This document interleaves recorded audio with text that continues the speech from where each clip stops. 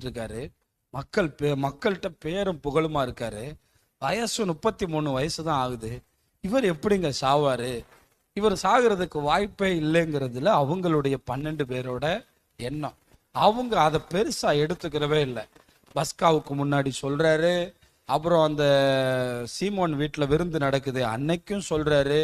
ஆனா அவர் சொல்ற அந்த வார்த்தைய அவங்க பெரிதாக எடுத்துக்கொள்ளவில்லை. இன்றைய கிறிஸ்தவர்களும் ஆண்டவர் சீக்கிரமாக வருவேன் என்று சொன்ன வார்த்தையை பெரிதாக எடுத்துக்கொள்ளாமல் தான் உலகத்திலே முங்கி இருக்கிறார்கள். தேவனுடைய சீடர்களை போல கிறிஸ்தவர்கள் எதை பெரிதா எடுத்துக்கொள்ளலைன்னா இயேசு வருவார் என்கிற அந்த வார்த்தையை குறித்து அவங்க என்ன நினைச்சாங்கன்னா, இது ஆண்டவரை இப்ப எப்படி அவர் மறைப்பாரு, இப்ப எப்படி அவர் சாவாரு? இதனுடைய ஒரு விளைவுதான் இவர் ஜெபம் பண்ணி கொண்டிருக்கும் போது அவர்கள் நித்திரை செய்கிறார். நான் சிந்திச்சு பார்த்த ஒரு தகவலை உங்களுக்கு சொல்றேன். என்னைக்காவது இயேசு தம்முடைய ஊழியத்துல எனக்காக ஜெபம் பண்ணுங்கன்னு யார்கிட்டையாவது கேட்டாரா?